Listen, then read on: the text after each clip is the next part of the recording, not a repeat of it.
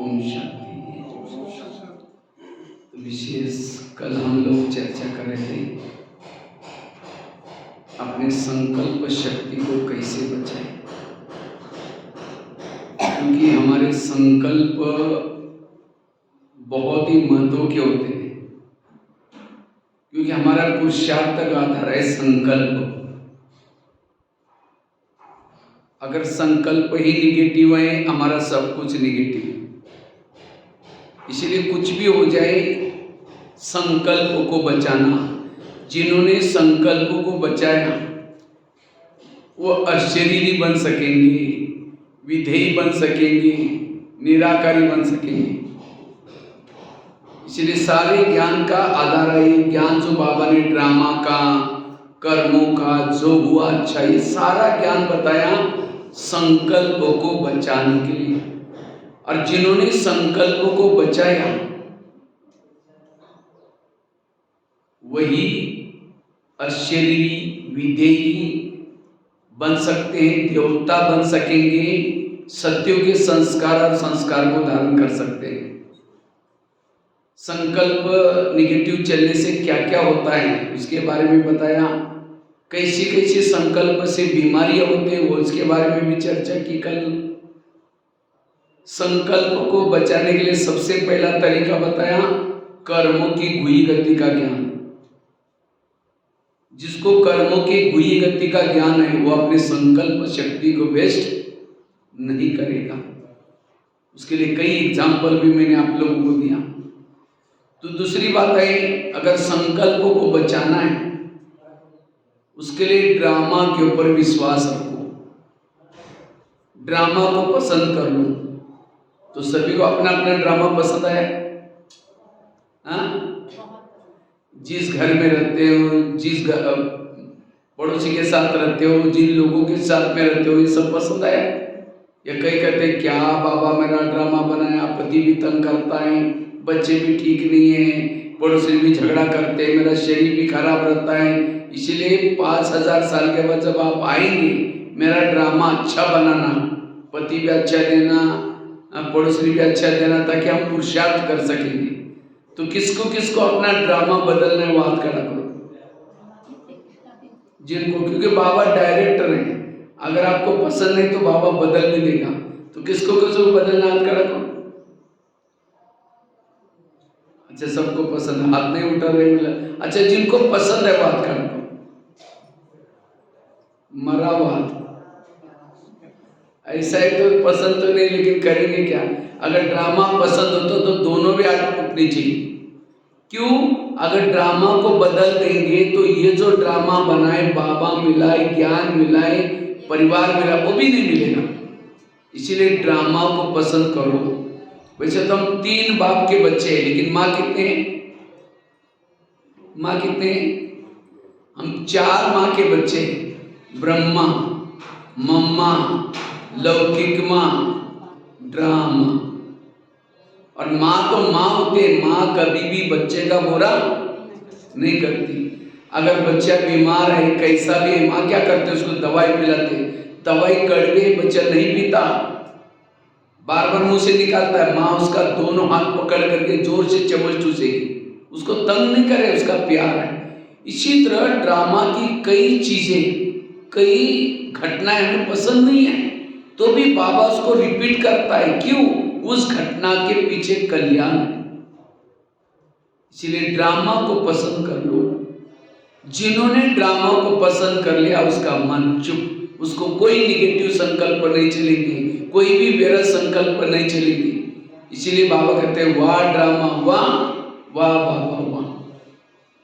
मुझे लगता है लास्ट में मधुबनी में जो मुरलियाँ चली थी, लास्ट में गुलजार दादी के तन में बाबा आते थे और मुरलियाँ चलती थी। क्या चलती थी? वाह ड्रामा वाह, वाह बाबा वाह। बाप के दिल में बच्चे, बच्चों के दिल में बाप। तो कई भाई बहन कहते थे आजकल बाबा ऐसी मुरलियाँ क्यों चला रहे? टोटल ज्ञान का सारा है वाह वाह। कोई गाली भी दे तो क्या कहेंगे?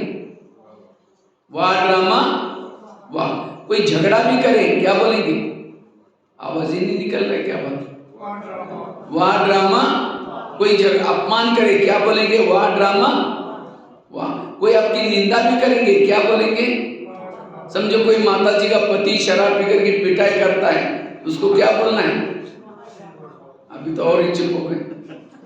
तो इस माता को क्या बोलना है? वाह ड्रामा। आप कहेंगे भाई जी पति शराब पी करके पिटाई करेंगे तो वाह कैसे निकलेगा? तो भी वाह, क्यों? उस माता के लिए तो पति तो बहुत मिले ना, सती में मिला था, त्रेता में मिला था, द्वापर में मिला था, अभी भी मिला है। सती का पति तो बहुत अच्छा था, ना शराब पीता था, ना मारता था, ना पीटता था, सोने के महलों में रहता था, पुष्पक विमान था उसके पास, वो देवता था। लेकिन क्या उस देवता वाले पति के कारण उसको बाबा मिला है? और अभी का पति शराबी है, मारता है, पीटता है, उसके कारण कौन मिला? तो उस माता के लिए सती वाला देवता वाला पति अच्छा, या अभी कोई कलयुग का लास्ट का पति अच्छा है, शराबी पति अच्छा है? उसको और ही बोलना चाहिए बाबा ऐसा पति मुझे 5000 साल के बाद भी जरूर देना। संगम युग का पति भी अच्छा, संगम युग की सास भी अच्छी, संगम युग का शरीर भी अच्छा, संगम युग का शरीर सब कुछ अच्छा। सती में तो दिल्ली में रहते थे, कुंज गली में रहते थे, और कलयुग में लास्ट में संगम युग में कहाँ रहते हैं? नाहन में रहते हैं। तो नाहन वाला पति अच्छा है या सती वाला वो पति अच्छा है? इसीलिए बाबा कहते बच्चे नजर बदलो तो नजारे बदल जाएंगे। संगम युग का सब कुछ अच्छा, और जिनके जीवन में समस्या ज्यादा, प्रॉब्लम ज्यादा, विघ्न ज्यादा, वो बड़े भाग्यशाली। कुंती के सामने जब कृष्ण जाता है, कुंती को पूछता है तुमको क्या वरदान चाहिए? सोना चांदी जो भी मांगो, मैं तुम्हारे भक्ति का फल देने के लिए आया हूं। तो कुंती कहते मुझे सोना चांदी नहीं चाहिए, मुझे जीवन में समस्या चाहिए। तो कृष्ण कहते हैं तुम क्या मांग रहे? तथास्तु, तुम्हारी जो भी इच्छा पूर्ण हो जाए, उसको वरदान दिया। फिर कहा कि तुमने समस्या क्यों मांगी, सोना चांदी क्यों नहीं मांगा? कहते समस्या होगी, आप सदा मेरे साथ में रहेंगे और आप मेरे साथ में रहेंगे, यही मेरा सौभाग्य। तो जिनके जीवन में समस्या और विघ्न है वो नहीं आता है, बाबा याद आएगा। इसलिए कभी कभी बाबा बांधेली माताओं को ज्यादा याद करता है। कहता है बांधेली माताओं का पद ऊंचा होता है। क्यों? जब पति तंग करता है, परेशान करता है, उसको कौन याद आता है? बाबा। और जितना बाबा याद आएगा उसका पद भी ऊंचा। और जिन माताओं को पति तंग नहीं करता, बहुत प्यार करता है, उन माताओं का योग किसे लगाए? पति से। और जिसका योग पति से उसका पद कुछ भी नहीं होगा। तो पति तंग करने वाला चाहिए, प्यार करने वाला चाहिए? इसीलिए बाबा कहते बच्चे विघ्न और समस्या से घबराओ नहीं। जितना विघ्न, जितना समस्या, उतना हमारे जीवन में और आगे बढ़ेंगे। इसीलिए ये ड्रामा को पसंद कर लो। परमात्मा ने हमारा ड्रामा इतना सुंदर बनाया है, पड़ोसी भी कल्याणकारी, शरीर भी, सतयुग में भी शरीर मिला था, लेकिन क्या उस शरीर में बाबा को मिले थे? बाबा के माँ के सुने थे? क्या उस शरीर के आंखों से भगवान को देखा था? क्या उस दिल के अंदर भगवान के लिए धड़कनें रहती थी?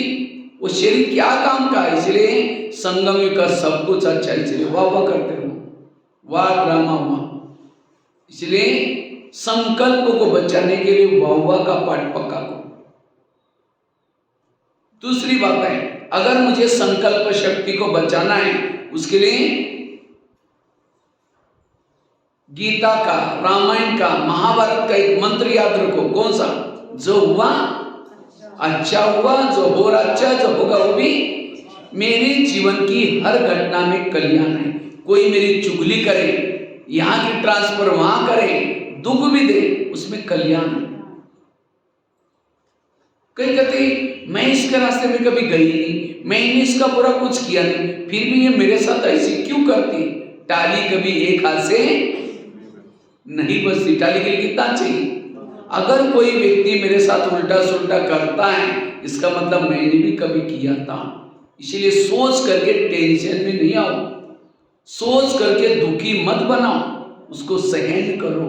और सहन करने के लिए मंत्र है, जो हुआ, बस स्टैंड पर गई, बस गई, कोई बात नहीं, उसमें कल्याण है। किसी ने अपमान किया, कल्याण है। निगेटिव नहीं सोचो। एक रामायण की घटना सुनाता हूं। राम राजा बनने वाला था, लेकिन रात में आकर के मंत्रा ने कई को दो चार उल्टी बातें सुनाई। तुम्हारा बेटा भी तो है, तुम अपने बेटे को छोड़ करके राम को राजा बना रहे। और ये बातें सुनकर के राम को राजा बनाने के बजाय 14 वर्ष वनवास में भेजा। सीता गई, लक्ष्मण गया, तीनों भी घर से चले गए। वियोग के कारण दशरथ ने प्राण त्यागा। खाने का प्रॉब्लम, सोने का प्रॉब्लम, घास में सोए, जंगल में रहे, ये सब किसके कारण हुआ? मंत्रा के कारण। तो मंत्रा को जो भी देखेगा उसकी भावना अच्छी चलेगी बुरी चलेगी। मैं खुद जब बचपन में रामायण देखता था, मंत्रा को देखते मैं कहता इस बुढ़िया को उसको नहीं देखना। लेकिन एक दिन मैंने जब सोचा तब पता चला मंत्रा ने राम के साथ जो किया वो अच्छा किया। अगर रात में उनके घर में ना आती तो राम क्या बनने वाला था? राजा। राजा बनता तो जंगल में नहीं जाता, जंगल में नहीं जाता सीता की चोरी ना होती, अगर सीता की चोरी ना होती रावण को ना मारता, रावण को ना मारता राम की महिमा कोई नहीं गाता। तो राम की महिमा किसके कारण? मंत्रा के कारण। इसी तरह हर एक के जीवन में, हर एक के घर में, आसपास में भगवान ने एक दो मंत्रा रखी। जो चुगली करते, यहाँ की बातें वहाँ करते, झगड़ा लगाते, लेकिन आज हमारा जो टेंशन है, हमारा जो तनाव है, हमारे जो जीवन में संकल्प चलते, ऐसी मंत्राओं से। राम के मंत्रा ने तो राम का भला किया, तो आपकी भी मंत्रा क्या करने वाली? भलाई करने वाली। अगर राम के जीवन में मंत्रा ना आती, ना हनुमान मिलता, ना अंगद, ना ऋषि, ना मुनि, कोई नहीं मिलते, किसके कारण मिले? मंत्रा के कारण। तो आज आपको बाबा मिला, दैवी परिवार मिला, दीदी दादियां मिली, किसके कारण? आज तक की मंत्राओं के कारण। इसलिए कभी एकांत में बैठ करके आज तक जिन्होंने तंग किया, परेशान किया, उन सबको धन्यवाद दो। आप लोगों ने हमें तंग किया, हमारा बहुत अच्छा हुआ, लेकिन फिर 5000 साल के बाद तंग करने के लिए जरूर आना चाहिए, नहीं आना चाहिए? अगर वो न आते तो आप यहाँ समझो, अगर आपको कोई बहनें बुलाती, माता जी थोड़ा मुरली सुनने के लिए आओ ना, परमात्मा इस सृष्टि पर आया है, सत्युग आने वाला है, कहते गई भाई जी हमारे घर में बड़ी शांति नहीं चाहिए तुम्हारे घर। उस पति का धन्यवाद। तंग किया, परेशान किया, शांति ढूंढने के लिए मंदिर में आए, पूजा किया, व्रत किया, वहां ज्ञान मिला, यहाँ पहुंच गए। इसलिए जो हुआ अच्छा हुआ, जो हो रहा अच्छा, जो होगा वो भी मेरे जीवन की हर घटना में कल्याण। इसलिए कभी भी राम के जीवन में मंत्रा ना आती, ना हनुमान, ना अंगद, ना ऋषि, ना कोई नहीं मिलते। इसलिए जीवन की हर घटना के पीछे कल्याण है। संसार कल्याणकारी है। भगवान परमात्मा का नाम क्या है? शिव। शिव मतलब कल्याण करने वाला। इसलिए कभी भी निगेटिव बातों में नहीं जाओ, टेंशन तनाव में नहीं आओ, क्योंकि जब हम निगेटिव सोचते हैं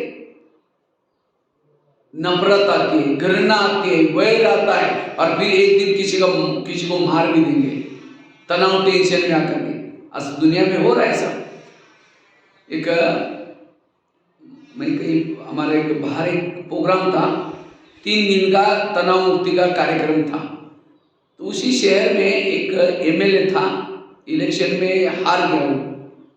जब इलेक्शन में हार गया तो वो बहुत दुखी हो गया। उसको 101% गारंटी थी कि मैं जीत जाऊंगा। उन्होंने जमीन बेची, कर्जा लिया, प्रचार किया अच्छी तरह, उसको लगा बाद में एमएलए बनूंगा, सारा निकल जाएगा, लेकिन हार गया। इतना टेंशन में आया, वो शराब पीना शुरू कर दिया, कई बार तो सुसाइड करने की कोशिश की, तो नशा करना शुरू कर दिया। तो किसी दोस्त ने कहा कि ये ब्रह्मा कुमारी में, क्योंकि वहाँ जब मैं जा रहा था, वहाँ की बहनों ने पेपर में न्यूज डाली थी, तनाव मुक्ति का 3 दिन का कार्यक्रम है ब्रह्मा कुमारी आश्रम में।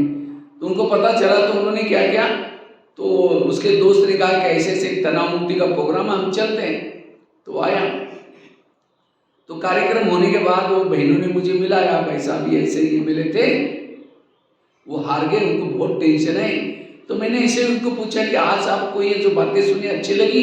कहता हाँ बहुत अच्छी लगी। हमने कहा रोज आया करो यहाँ, तो रोज आता है। तो कुछ समय के बाद क्या हुआ, हम उसको कुछ समय के बाद 2-3 साल के बाद फिर मैं उस भाई के पास गया, और उसी सेंटर पर गया था। तो उसी क्लास में वो भाई आता था। तो बहनों ने फिर लास्ट में उन्होंने क्या किया, मुझे मिलाया वो भाई से। कहता है भाई जी आप एक बार आए थे, तनाव मुक्ति का प्रोग्राम किया था, और ये उस समय एमएलए में के इसमें हार गए थे, वही है। तो मैंने कहा अच्छा, तब से आप रोज आ रहे हैं? कहता हाँ रोज आ रहा हूँ। मैंने कहा थोड़ा अनुभव सुनाओ आप। तो आगे आकर के उसने क्या सुनाया, कहता मैं एमएलए के लिए हार गया हूं लेकिन राजा के लिए जीत गया हूं।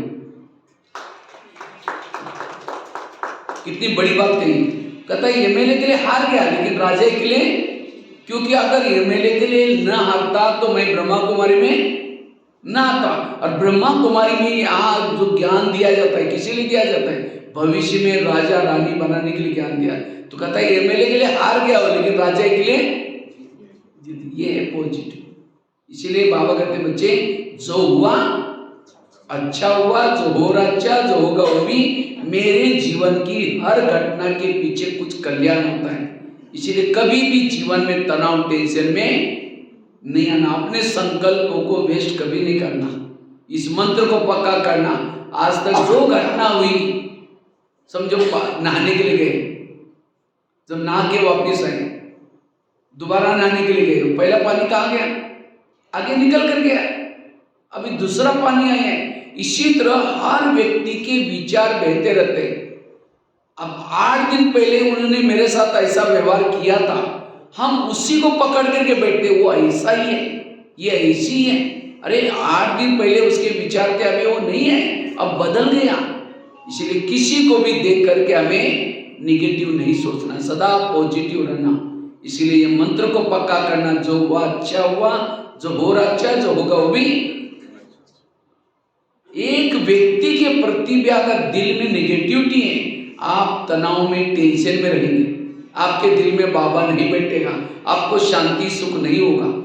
तो एक व्यक्ति भी मेरा दुश्मन नहीं है, सब मेरा कल्याण करने के लिए। मेरे जीवन की आज तक की एक एक घटना मुझे यहां लाने के लिए निमित्त बनी है। इसलिए कभी भी निगेटिव नहीं सोचो। तीसरी बात है, अगर मुझे अपने संकल्प शक्ति को बचाना है, रोज सवेरे 3 चीजें जीवन में करो।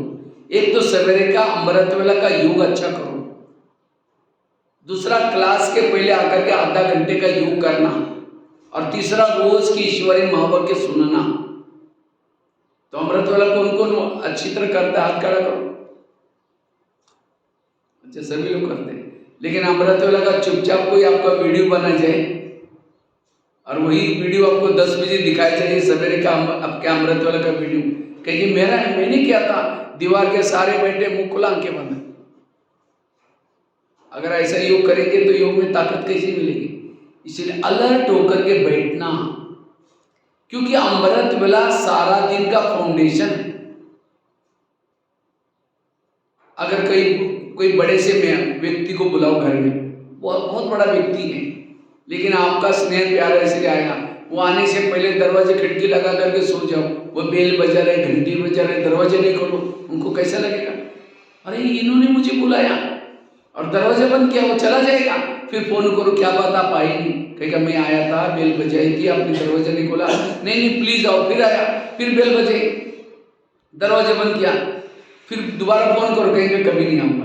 इसी तरह हम अमृत वेला उठेंगे और बाबा को निमंत्रण देंगे, मीठे बाबा, प्यारे बाबा, आ जाओ, हम आपसे बातें करनी। अब बाबा को तो निमंत्रण दिया, दरवाजे खिड़की तेरे द्वार खड़ा भगवान, भगत भरले चोली, भगत ओम शांति हो गया। इसलिए आंखें खोल करके योग में बैठना, और केवल खोल के भी नहीं बैठो। अब कोई घर में मेहमान बैठा, उसके चेहरे की तरफ देखते रहो, वो कहेगा फोन क्यों किया था?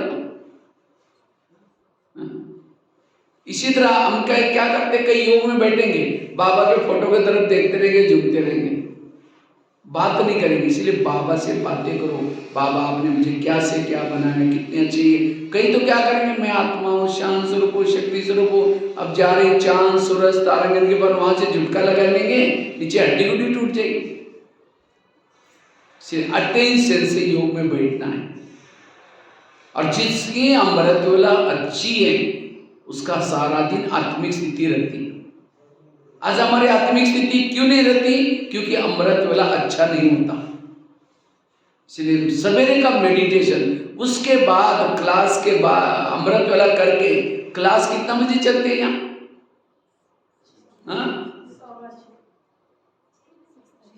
6 बजे मुरली चलते हैं, 6 बजे क्लास मतलब योग चालू हो जाता है, और 6:30 बजे मुरली चालू हो जाते हैं। तो हमें 6 बजे सबको पहुंच करके 6 से 6:30 क्या करना है, योग करना है, और 6:30 से फिर मुरली सुननी।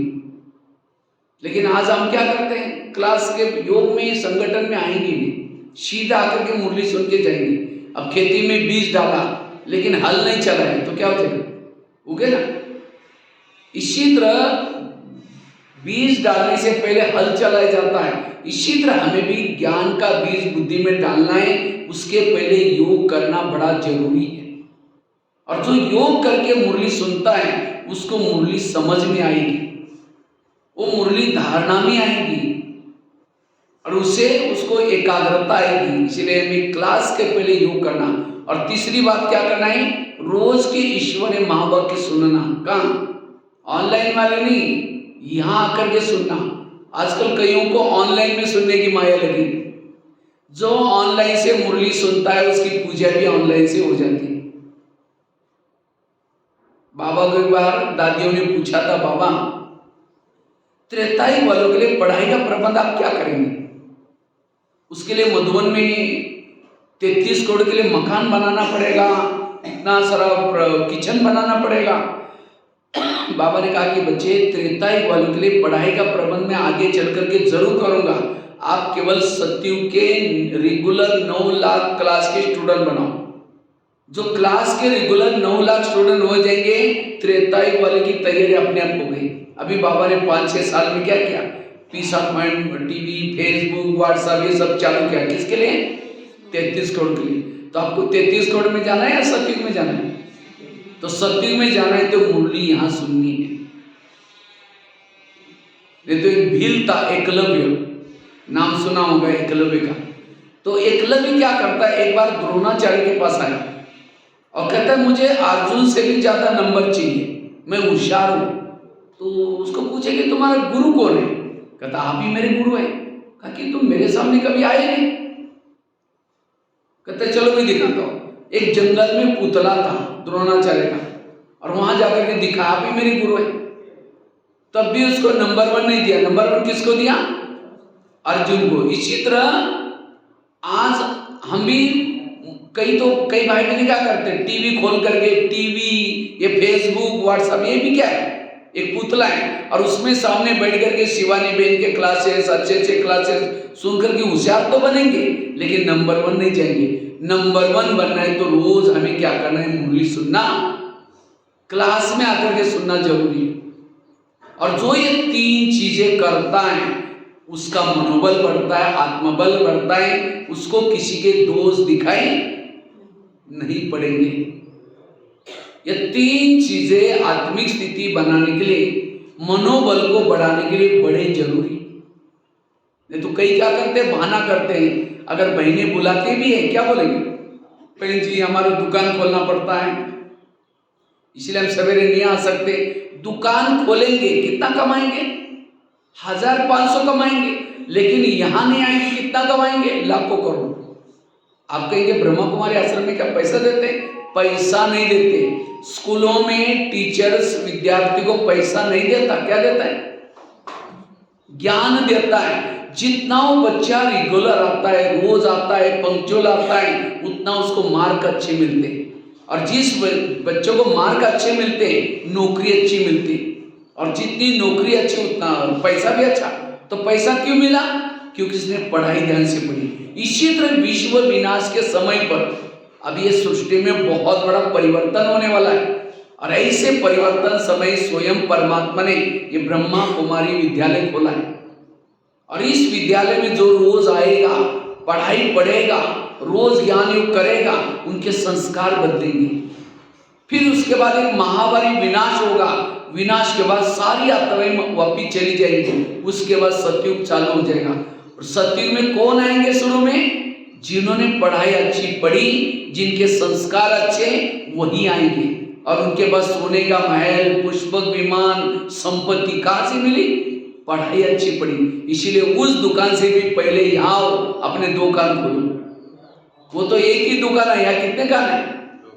2 कान। उस दुकान से कमाए हुआ चोर लुटेगा, आग जलाएगी, पानी डुबोएगा, लेकिन इस 2 कान से कमाए हुआ ना चोर लुट सकता है, ना आग जला सकता है, ना पानी डुबो सकता है। इसलिए कभी भी मुरली मिस नहीं करो, रोज आकर के पढ़ाई पढ़ो। सत्संग की सुनाई हुई ज्ञान की बातें कभी वेस्ट नहीं जाती। भले आप मजबूरी से भी सुनेंगे तो भी काम आ जाता है। कहते एक बड़ा सा एक व्यक्ति था, माना सेठ था, वो कभी भी सत्संग की बातें सुनता ही नहीं था। उसको पैसा कमाना, धन कमाना, एक बस यही इच्छा रहती थी। कभी सत्संग में नहीं जाता, नहीं कभी दान पुण्य करता नहीं। तो एक बार वो सेठ जी क्या कर रहे थे, परदेश से आ रहे थे, उसके पास सामान बहुत था, लेकिन उसी दिन पूरा शहर में स्ट्राइक थी, इसलिए कोई गाड़ियां कार कोई नहीं चल रही थी। अब सेठ जी को लगा अब करूं क्या, इतना सारा सामान मैं कैसे लेके जाऊं। तो इतने में एक सन्यासी मिला। सन्यासी कहता है क्या बात है सेठ जी, आप बहुत परेशान लग रहे हैं। कहा कि क्या करूं, मेरा इतना सारा सामान है, मुझे लेके जाना है। कहता कोई बात नहीं, मैं आपको मदद करूंगा, लेकिन मेरी एक शर्त है, मैं रास्ते में चलते चलते आपको कुछ सत्संग की बातें सुनाऊंगा, वो सुननी पड़ेगी। अब सेठ जी सोचता है मैं तो कभी सत्संग तो सुनता नहीं, लेकिन आज मजबूरी है, कोई बात नहीं, मजबूरी से सुन लूंगा। तो कहता ठीक है। तो आधा सामान सेठ जी ने लिया, आधा सामान उस सन्यासी ने लिया। सत्संग की बातें सुनाते सुनाते घर तक पहुंचे। पहुंचने के बाद सेठ जी बहुत रिक्वेस्ट करता, आपका बहुत धन्यवाद, मैं तो बड़ा टेंशन में आया था, आपने मेरा सामान यहाँ तक पहुंचाया, आप थोड़ा खाना खा के जाओ। वो मना करता है सन्यासी, नहीं नहीं मुझे नहीं चाहिए। तो ज़्यादा रिक्वेस्ट करता है, कहता ठीक है, खाना खाने के लिए बैठ गया। तो खाना खाते समय उसको हंसी आई। तो सेठ जी ने पूछा कि क्यों हंस रहे। कहता आपका ये बंगला, ये गाड़ियाँ सब देख करके मुझे बड़ी हंसी आई, आप कितने सेठ हैं, बड़े हैं, लेकिन कुछ समय के बाद रोना आया। कहता आप रो क्यों रहे। कहता आप कुछ समय के बाद संसार में नहीं होंगे, आपको जाना होगा यहाँ से अब, इसीलिए मुझे रोना आया। दूसरी बात इसीलिए रोना आया, आपके अभी वर्तमान समय आपके पास सब कुछ है, लेकिन आपके जीवन में पुण्य कुछ भी नहीं है, इसीलिए मुझे रोना आया। लेकिन कहता हाँ एक मजबूरी से आपका पुण्य हुआ है। कौन सा। बस स्टैंड से, वो स्टेशन से लेकर के आपका ये सामान लेते समय आपने जो सत्संग की बातें सुनी, यही आपका पुण्य है, और इसी पुण्य के कारण आपको एक दिन में स्वर्ग में जाने का मौका मिलेगा। देखो उसने मजबूरी से सुना था तो भी क्या हो गया। तो इसलिए आज तो मजबूरी से तो नहीं आए, बहनों ने बुलाया इसलिए वही माउंट आबू से, लेकिन सत्संग की सुनी हुई बातें बड़ी काम आ जाती है। यही हमारा असली धन है। जैसे अभी यूक्रेन में बॉम्ब गिर गया, जिन्होंने रात दिन मेहनत करके कमाया सारा मिट्टी में मिल गया। तुर्की में भूकंप आया, 3 सेकंड के भूकंप में सारा सबकी संपत्ति मिट्टी में मिलाई। परमात्मा कहता है बच्चे इन आंखों के द्वारा जो कुछ देखते हो ये सारा नष्ट होने वाला है, तो आपके साथ में क्या जाएगा। जो ये आप पुण्य करते हो, किसी की दुआएं लेते हो, अच्छे कर्म करते हो, वही आपकी संपत्ति है, और उसी के आधार से अगला जन्म होता है आपका। इसलिए अपना समय निकाल करके क्या करना है, भविष्य की हमें तैयारी करनी है। अगर भविष्य में आपको धन चाहिए तो यहाँ धन से सेवा करनी है। अगर तन तंदुरुस्त चाहिए, तन से सेवा करनी है। जो जैसा करेगा वैसा उसको कहते हैं कि बहुत ही शादी से पहले बहुत दान पुण्य करते हैं, लेकिन जब उसकी शादी होती है दान पुण्य नहीं करती। उसकी शादी एक सेठ जी की घर में हुई थी, वो थे सेठ जी लेकिन थे कंजूस। तो एक बार सास ससुर पति ये सब महल के बाहर बैठे थे, उनका बहुत बड़ा शहर में महल था। तो इतने में एक सन्यासी आया, तो सन्यासी कहता है मुझे भिक्षा चाहिए। तो बहू कहते हैं मैं बासी खाती और भूखी सोती, तुमको कहाँ से दूं। अब सास को तो बड़ा गुस्सा आया, ये क्या बोल रहे, हम तो सेठ जी हैं, इतने बड़े शहर घर में रहते हैं, और ये तो कहते हैं मैं बासी खाती और भूखी सोती हूँ। सन्यासी था इसलिए कुछ बोला नहीं उसने। फिर दोबारा उसने सन्यासी ने मांगा मुझे भिक्षा चाहिए। तो बहू कहते सुना नहीं तुमने, मैं खुद बासी खाती और भूखी सोती, तुमको कहाँ से दूं। सन्यासी तो चला गया। सास उठी, उसको बहू को 2 थप्पड़ लगा दिया। कहते तुम सबको यही सुनाते रहते, हमारा नाम बदनाम करे, कब तुमको बासी खिलाए, कब भूखा सुनाए। वो दोबारा कहते मैं रोज बासी खाती हूँ। कहते आज मेरी शादी सेठ जी की घर में हुई है, ये तो मेरे पिछले जन्म के पुण्य का फल है। जो मुझे इतना अच्छा पति मिला, इतना संपन्न घर मिला, पिछले जन्म के पुण्य का फल। तो कौन सा खा रहे हैं? पिछले जन्म का खा रहे हैं। और भूखी कब सोती हो? कहते अगले जन्म के लिए आप मुझे कुछ करने ही नहीं दे रहे, इसीलिए मैंने कहा भूखी सोते हो। तब उसकी सास कहते अच्छा जो चाहिए करो दे दो। इसी तरह कहीं हम बासी खा करके भूखा तो नहीं सो रहे। आज वर्तमान में जो हमें इतना ज्ञान मिल रहा है, पालना मिल रहे है, ये कौन से कर्मों का फल है? 63 जन्मों में जो व्रत किया था, दर दर में भटके थे, उपवास किया था, उसका फल ही ज्ञान मिल रहा है। तो कौन सा खा रहे हैं? बासी खा रहे हैं। अगर भविष्य के लिए मैंने कुछ नहीं किया तो भविष्य के लिए कैसे सो रहे हैं? भूखे सो रहे हैं। इसलिए हमें भविष्य का निर्माण हुआ। ये तो सभी का अंतिम जन्म है। ये जन्म आगे की 84 जन्मों का फाउंडेशन है। इसलिए हमें हर प्रकार से सेवा करनी है, धन से सेवा करनी है, तन से सेवा करनी है। और पेट को चाहिए क्या? क्या चाहिए? 2 ही रोटी। लेकिन 2 रोटी कमाने के लिए आज व्यक्ति क्या क्या करता है? 24 घंटा उसी में लगा रहता है। इसीलिए बाबा कहते बच्चे ये रोज पढ़ाई पढ़ो। अब ये सृष्टि में बहुत बड़ा परिवर्तन आने वाला है। और जो यहाँ पढ़ाई पढ़ेंगे, ज्ञान योग सीखेंगे, संस्कार अच्छे बनाएंगे, वो भविष्य में उनको 63 जन्मों 21 जन्म तक उनको संपन्न बनेंगे। इसलिए रोज हमें क्या करना है? 3 चीजें अपने दिनचर्या में करनी। कौन सी? अमृत वाला उठ करके मेडिटेशन, योग। दूसरा बताया क्लास के पहले आधा घंटे का योग। और तीसरा बताया रोज के ईश्वरी महावाक्य। और मैंने खुद भी किया है। मेरे अपने जीवन की कुछ बातें मैं आपको सुनाता हूँ। मैं वैसा तो 11 साल स्कूल भी नहीं गया था लौकिक में। 11 साल के बाद स्कूल में गए नहीं तो 11 साल के बाद हमारे खेती। और 6-6 महीने में स्नान भी नहीं करता था लौकिक में। रियली बात आपको सुनाता। एक बार कपड़े डाल दिया, दोबारा निकालते भी नहीं थे। क्योंकि ऐसे घर वाले के संस्कार ऐसे थे। खेती बाड़ी में रहते थे, बकरी चराने के लिए जाते थे। तो 11 साल के बाद हमारे खेती से एक रोज बच्चा जाता था। तो मैं सोचता था बच्चा को रोज कहाँ जाता है। मैं इस बच्चे के पीछे पीछे गया। तो एक गांव में मंदिर में स्कूल लगती थी। तो एक ही टीचर था, 7 कक्षा इकट्ठी होकर के पढ़ती थी। तो मैंने वहाँ गया तो मैंने कहा सर मुझे भी पढ़ना है। तो टीचर ने मना किया, कहते तुम बड़े हो गए अब थोड़ी पढ़ सकते। हमने कहा सर मुझे कोई नौकरी नहीं करनी, लेकिन मुझे लिखना पढ़ना सीखना है। तो मेरी लगन देकर के टीचर ने कहा ठीक है कल से आओ।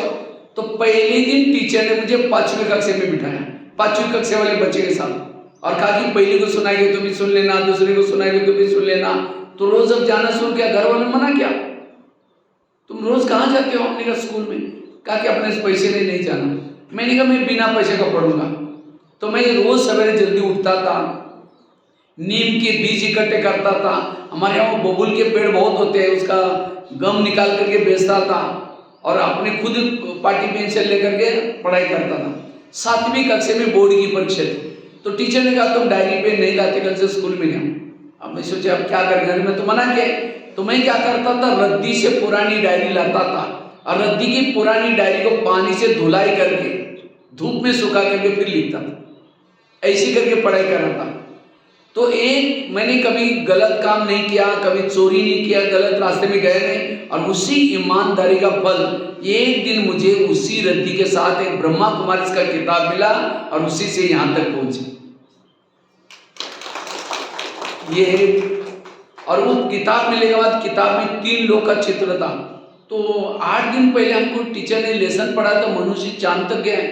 लेकिन जब मैं इसमें देखा 3 लोग हैं, उसके बाद सृष्टि चक्र, ये सृष्टि चक्र कैसे सतयुग त्रेता द्वापर कलयुग घूमता रहता है। उसमें लिखा था जैसे सप्ताह के 7 दिन घूमते हैं, सोमवार मंगलवार बुधवार, फिर उसके बाद सोमवार मंगलवार, महीना भी घूमता है, जनवरी फरवरी मार्च, फिर उसके बाद जनवरी फरवरी फिर आता है। इसी तरह ये युगों का भी चक्र है, सतयुग त्रेता द्वापर कलयुग। कलयुग के बाद ये सृष्टि में बहुत बड़ा महावीर विनाश होता है। उससे पहले परमात्मा आता है, सबको ज्ञान सुनाता है। ये ब्रह्मा कुमारी विद्यालय के द्वारा परमात्मा फिर सत्युग की निर्मिति कर रहे हैं। तो मुझे लगा मुझे भी इसका ज्ञान अभ्यास करना पड़ेगा, लेकिन हमारे पास तो सेंटर तो है नहीं। तो मैंने ब्रह्मा कुमारी में पत्र लिखा, आदरणीय ब्रह्मा कुमारी मुझे कुछ किताबें चाहिए। तो वहाँ उन्होंने मुझे पत्र लिखा 10 रुपये भेजो। मेरे पास 10 रुपये तो था ही नहीं, कुएं से ला करके पानी बेचना शुरू किया, 2 पैसा 3 पैसा, और 6 महीना तक मैंने 10 रुपये इकट्ठा किया और उसी को भेजा। और उसी से मुझे हर महीने में किताब आता था, आत्मा क्या है, फिर परमात्मा क्या है, और उसी से मैं पढ़ाई का रोज योग करना शुरू किया। और 10वीं में बोर्ड में पहला नंबर लिया। 10वीं के बाद ITI का कोर्स किया। जब ITI का कोर्स करने के लिए गया था तो उसी समय ब्रह्मा कुमारी की पाठशाला मिली, तो मैं रोज वहाँ जाना शुरू किया। जिस दिन पहले दिन मैं पाठशाला में गया था वही मुरली चल रही थी, और मुरली में पूरी मुरली बच्चे तुम आत्मा हो, आत्माभिमानी बनो, आत्मा का पाठ पक्का करो, हम आत्मा है। तो मैंने बाहर जाकर के अपने हाथ पर भी लिख करके रखा है, मैं आत्मा हूँ, इसी आत्मा में, और इसी की प्रैक्टिस करता था। उसके बाद जब मैं ITI में पढ़ता था तो कई बच्चे मेरे को चिढ़ाते थे, तुम क्यों जाते हैं, तुम्हारी अभी उम्र है क्या, तो चलो मैं आपको सिनेमा की टिकट निकाल कर दिखाता हूँ। लेकिन मैं कहता नहीं, मुझे ये ज्ञान बहुत अच्छा लगता है। कहते मैं तुम्हारे से बात नहीं करूँगा। हमने कहा चलेगा। इसी तरह मैं गलत संगत से बचा रहा, लेकिन ये पढ़ाई कभी नहीं छोड़ी। उसके बाद ITI, और मेरे पास समय खाने के लिए भी कुछ नहीं था। चावल उबाल करके, गरम चावल के ऊपर शक्कर डाल करके खाता था। चोरी नहीं की, गलत रास्ते में नहीं गया। लेकिन आज माउंट आबू में 25,000 लोगों का जब भोजन बनता है वहां सेवा कर रहा हूं। और जब मैं ITI पूरा किया, ITI पूरा होने के बाद मेरे को सर्विस के लिए कॉल आना शुरू हो गया, नौकरी के लिए। अब मुझे नौकरी तो बड़ी जरूर थी, क्योंकि खाने के लिए भी कुछ नहीं था, घर की भी गरीबी थी। लेकिन मुझे लगा ये ज्ञान देवी देवता बनाने का ज्ञान है, और 5,000 साल के बाद एक बार ज्ञान मिलता है, और मुझे अभी भी थोड़ा मिला हुआ है। अगर मुझे जहाँ नौकरी लगेगी पता नहीं वहाँ ज्ञान का सेंटर होगा या नहीं होगा, हमने कहा बाद में देखेंगे। मैं रोज क्या करता था, अमृत वाला करने के बाद बाबू को कहता, बाबा ये नौकरी का कॉल आ रहा है, लेकिन मुझे ज्ञान समझना है। मैं कॉल को फाड़ के फेंक देता था। नौकरी पीछे पड़ी है, लेकिन मुझे इतना इसका इम्पोर्टेंट ये हुआ कि इस नौकरी से भी महत्व का ये ज्ञान। तो मैंने क्या किया, फिर 10वीं पूरा होने के बाद, ITI पूरा होने के बाद, फिर मैंने सोचा जहाँ सेंटर है, जहाँ बहनें रहती हैं, वहाँ मैं चला गया। और वहाँ जाकर के एक हॉस्पिटल में नौकरी पकड़ी। हॉस्पिटल में नौकरी पकड़ी, और हॉस्पिटल में जाकर के वो जॉब करता था मैं, और वो हॉस्पिटल में कंपाउंडर का जॉब, जबकि मैं ITI का ट्रेड करता सिविल ड्राफ्ट्समैन। लेकिन मुझे ये ज्ञान सुनने के लिए मैंने क्या किया, वो जॉब पकड़ा। तो डॉक्टर कहता है सवेरे 7 बजे आओ और शाम को 7 बजे जाओ, आपको 500 रुपये मिलेगा। तो मैंने सोचा 7 बजे जाएंगे तो मुरली तो मिलेंगे नहीं। मैंने कहा सर मुझे 700 रुपये नहीं चाहिए, मुझे 100 रुपये दे दो बस रे। लेकिन मैं 9 बजे आऊँगा, और रात को 9-10 बजे बोलेंगे तो भी चलेगा, लेकिन मेरा 7 से 9 मेरा महत्व का टाइम होता है, मैं किसी को भी नहीं देता हूँ। तो डॉक्टर मुझे ऊपर नीचे देखने लगा, कहता मैं आपको 500 रुपये दे रहा हूँ, मुझे मतलब चाहिए नहीं, मुझे 100 रुपये चाहिए। माना मुरली सुनने की इतनी लगन थी मेरी। तो डॉक्टर कहता है ठीक है, कभी भी आओ कभी भी आओ।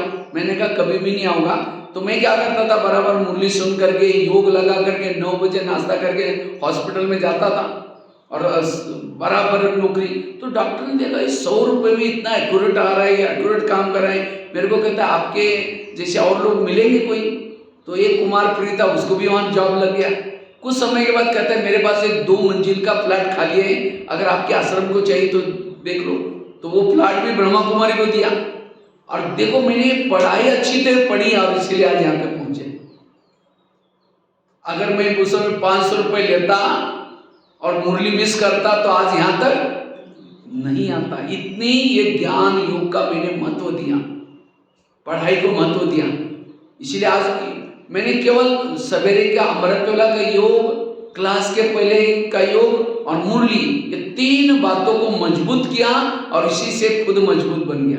ये 3 चीजें हमें सवेरे, क्योंकि ये आत्मा का भोजन है। जैसे गाड़ी के अंदर पेट्रोल डाल दो, वही पेट्रोल का पाइप ड्राइवर के मुंह में डालो तो क्या हो जाए? ड्राइवर का भोजन अलग है, गाड़ी का भोजन अलग है। इसीलिए हमें रोज ये 3 चीजें करनी। जो ये 3 चीजें करता है उसको किसी के दोष दिखाई नहीं पड़ेंगे। एक 2 महिलाएं थी, एक महिला रहती थी 2 मंजिल पर और दूसरी रहती थी 1 मंजिल पर। 2 मंजिल वाली महिला क्या करते, रोज अपने घर की खिड़की से पड़ोसी के छत पर देखती, तो छत पर कपड़े सुखाते, उसके कपड़े देख करके पति को बुलाते, कहते इसको कोई अक्ल नहीं, कितने गंदे कपड़े हैं, कितने मैले कपड़े हैं। पति को कहते जाओ पूछ के आओ वो क्या साबुन लगाते हैं, क्या सर पर लगाते हैं, जाओ पूछ के आओ। पति कुछ नहीं बोलता, रोज बुला करके कहते जाओ पूछ के आओ। एक दिन जब उसने उसी खिड़की से देखा तो पड़ोसनी के कपड़े अच्छे दिखने लगे। फिर पति को बुलाया, कहते आज इसको कैसे अक्ल आ गई, कितना अच्छा धुलाई किया, जाओ पूछ के आओ। पति धीरे से मुस्कुराता और कहता है आज सवेरे सवेरे मैंने अपने घर के खिड़की के कांच साफ किए, शीशे साफ किए। समझ में? ताली नहीं बजी। उनकी खिड़कियां गंदी थी इसलिए कपड़े कैसे दिखते थे। इसी तरह जिस दिन सेंटर पर नहीं आएंगे, मुरली नहीं सुनेंगे, अमृत वाला नहीं करेंगे, आपकी बुद्धि रूपी खिड़की कैसे रहेगी, गंदी। और उसी गंदी खिड़की से जिसको भी देखेंगे सब गलत नजर आएगा। इसीलिए रोज अपने खिड़की को क्या करो। तो कौन कौन खिड़की साफ करता, हाथ खड़ा करो। ऐसे ऐसे करें। खिड़की मतलब घर की नहीं, कई को लगता है घर की खिड़की की बात चल रही। मैं अभी पिछले साल नेपाल में गया था, वहाँ 3 दिन का हमारा प्रोग्राम था, भट्टी का प्रोग्राम था। तो मैंने पहले दिन ये बात सुनाई, अब रोज खिड़की को साफ करना। तो दूसरे दिन 2-4 माता आई नहीं क्लास में, तीसरी दिन आई, बहनों ने पूछा रहे कल क्यों नहीं आए थे। कहा कि वो भैया ने परसों कहा ना खिड़कियां साफ करो, कल हम सारा दिन खिड़कियां साफ करने में का काम कर रहे थे। मैंने कोई घर की खिड़की नहीं बोली थी, कौन सी खिड़की, बुद्धि रूपी खिड़की। कभी कभी हम ज्ञान को क्या करते हैं, उल्टा कर लेते हैं। एक भाई ज्ञान में चलता था 2 साल से, एक बार होटल में गया और समोसा मंगाया। समोसा जानते हैं ना, मैदे को बेल करके आलू का मसाला बना करके भरते हैं, तलते, उसको समोसा बोलते हैं। तो 1 किलो समोसा मंगाता है और मैदे का छिलका निकाल करके फेंक देता और अंदर का मसाला खाता है। तो मैनेजर ने बोला आप मैदा पसंद नहीं करते। कहता पसंद तो करता हूँ, लेकिन आजकल मैं ब्रह्मा कुमारी आश्रम में जाता हूँ, उन्होंने कहा कि बाहर का नहीं खाना, इसलिए बाहर का निकाल करके अंदर का खा रहा हूँ।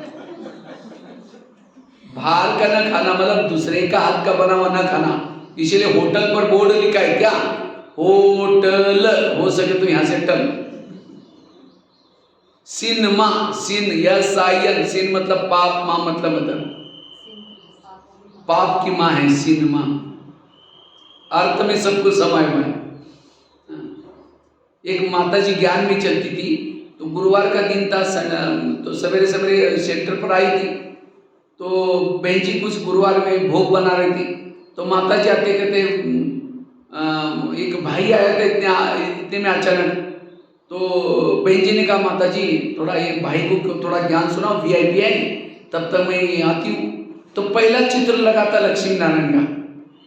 तो माता जी वो भाई को कहते आप रोज आया करो, आपका ट्रैक्टर बहुत अच्छा हो जाएगा। कहते ट्रैक्टर, यहाँ के गैरेज का काम सिखाते हैं। नहीं, लक्ष्मी नारायण भी ट्रैक्टर से गिर गए, उनका यहाँ आने परमात्मा ने उनका भी ट्रैक्टर ठीक किया, मेरा भी ट्रैक्टर यहाँ आने से अच्छा होगा।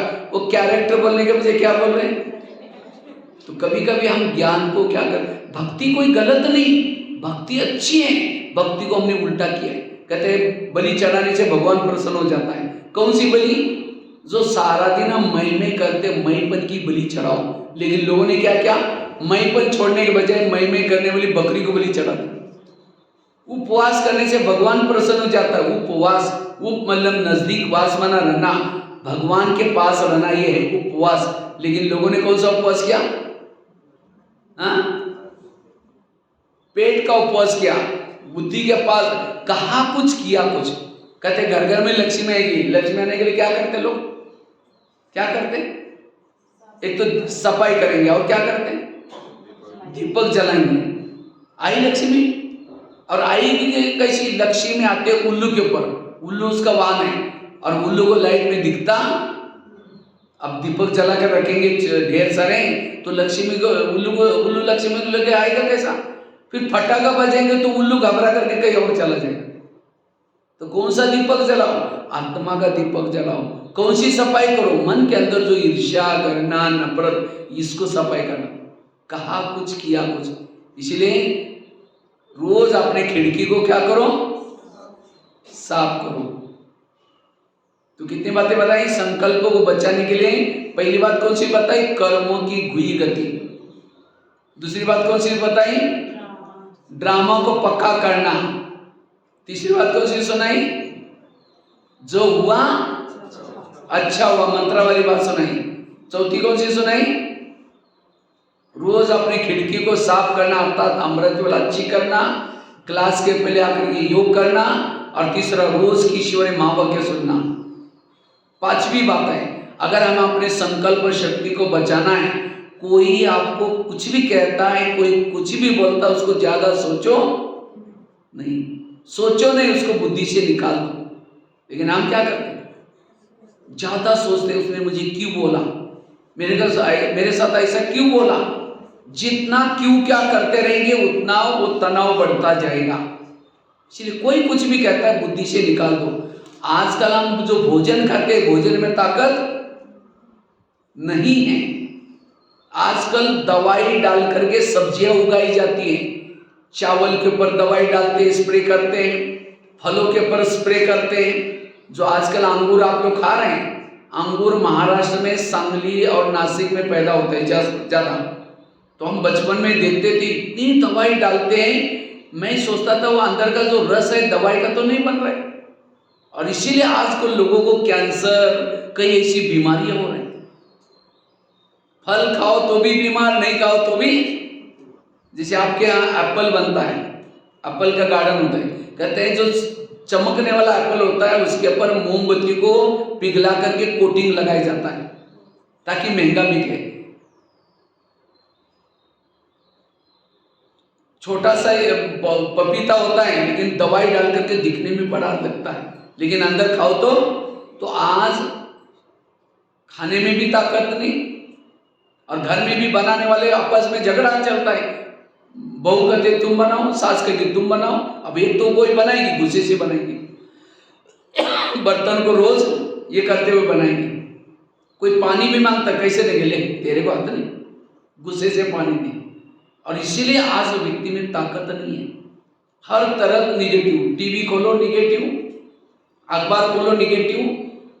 कोई अगर कितना भी काम करे तो कोई आपको शाबाश बोलने वाला कोई भी, सब अपने अपने में मस्त है। और इसीलिए हर व्यक्ति के अंदर निगेटिविटी है। और ऐसे में अगर किसी ने आपको कुछ नेगेटिव बोला, तुरंत टेंशन बढ़ जाता है। आज हमारे अंदर सहन शक्ति नहीं है। मैं तो काफी सारे जेलों में जाता हूँ, जेल में जब देखता हूँ अच्छे अच्छे पढ़े लिखे लोग हैं। अभी मैं येरोडा जेल में गया था, पूना में, तो वहाँ काफी सारे युवा बैठे थे। मैं एक युवा को पूछा कि तुम जेल में क्यों आए? कहता मैं IIT का स्टूडेंट, पूरा महाराष्ट्र में मैंने पहला नंबर लिया, और उसके बाद में मुझे जॉब मिला था, 90,000 रुपये पगार मिलता था। लेकिन कहता है कि मेरा दोस्त है, मेरी रोज मजाक करता था। एक दिन उसने सवेरे सवेरे कुछ मजाक किया, मुझे सही नहीं हुआ, एक लोहे का टुकड़ा गुस्से से फेंक के मारा, वो दोस्त के सिर में लग गया, खत्म हो गया। इसलिए मुझे सजा मिली। सहन शक्ति की कमी, सहन शक्ति की कमी के कारण कोई आज सुसाइड कर रहा है, कोई किसी को नींद नहीं आ रही, इसीलिए नशा करता है। इसीलिए ये सारी बातें सहन शक्ति की कमी। इसीलिए अब हमें कोई कुछ भी कहता है उसको सहन कर लो। जितना सहन करेंगे उतना महान बनेंगे। इसलिए कोई कुछ भी कहता है, कहते एक व्यक्ति ने गधा पाला था, गधा अचानक कुएं में गिर गया। अब मालिक को लगता उसको निकाले नहीं निकाले, क्या करें। लास्ट में सोचा वैसा ही बूढ़ा हो गया, अब निकाल करके क्या फायदा, इसी कुएं के अंदर उसको दफना लेते हैं। तो आसपास वालों को सबको बुलाया, कहता है मेरा गधा कुएं में गिरा है, इसको दफनाना है, आप लोग फावड़े लेके आ जाना। तो सभी ने फावड़े लाए, मिट्टी डालना शुरू किया। गधा तो जिंदा था, चिल्लाना शुरू किया, कोई सुनता ही नहीं। लास्ट में गधे ने सोचा कोई सुनने वाला ही नहीं, चुप हो गया। और उसके ऊपर जो भी मिट्टी आती है जोर से झाड़ करके नीचे गिराता है, झाड़ के पैर के नीचे ढेर होता गया, एक एक पाँव ढेरे पर रखते कुएं से बाहर आ गया। गधा समझदार था। आज इतनी भी अकल उसे सीखेंगी। आज हमारे पर भी मिट्टी डालेंगे, ये कुछ नहीं करती, ओम शांति भी जाती, ये ऐसी है वैसे, तो हम चिल्लाते मैं ऐसी नहीं हूँ, मैंने बहुत कुछ किया है, मैं बहुत जितना चिल्लाएंगे उतना दब जाएंगे। इसलिए कोई कुछ भी कहता है, रात को सोते समय ऐसी निगेटिव बातों को झाड़ दो। कई कहते भाई जी जड़ती नहीं, बहुत कड़वी बोली, सबके बीच में बोली। अगर नहीं जड़ती इसका मतलब आपने ज्ञान को समझा ही नहीं, ड्रामा को समझा ही नहीं, कर्म गति को समझा ही नहीं। इसीलिए वर्तमान समय कोई कुछ भी कहता है ज्यादा सोचो नहीं, उस बातों को बुद्धि से निकाल दो। और सहन शक्ति की कमी के कारण आज कितनी बड़ी घटना हो रही है। जो सहन नहीं करता, गुस्सा करता है, उसे कई बीमारियां होती है, कोई ना कोई अपराध होने की संभावना है। सहन करता है उसको कभी सुख शांति का अनुभव भी नहीं होता, क्योंकि बड़ा बनने के लिए सहना पड़ता है। बिना सहन करते कोई बड़ा, दही बड़ा खाते होंगे ना आप लोग, दही बड़ा बड़ा कैसे बनता है? रात को उड़द की दाल को पानी में भिगोते, सवेरे उसको क्या करते, मिक्सी में पीसते, आटे को फेंटते रहते, कब तक? ग्लास में पानी डालेंगे और उसके ऊपर वो फेटा वाटा छोड़ेंगे, अगर डूब गया वो बड़ा ठीक नहीं बनेगा, और उसको फेंटते रहेंगे। फिर गरम गरम तेल के अंदर डालेंगे, तेल से निकाल करके ठंडे पानी में डालेंगे, ठंडे पानी से जोर से दबाएंगे, अगर टुकड़े टुकड़े हो गया तो रिजेक्ट हो गया। दबाने के बाद जो साबुत रहे उसको प्लेट में रखेंगे, फिर दही डालेंगे, इमली की चटनी डालेंगे, जीरा पाउडर डालेंगे, ऊपर से लाल मिर्ची डालेंगे, हरा धनिया डालेंगे, तब क्या बना? दही बड़ा। जिसके सामने आएगा उसको मुंह में पानी आएगा, वाह कितना बड़ा अच्छा बना।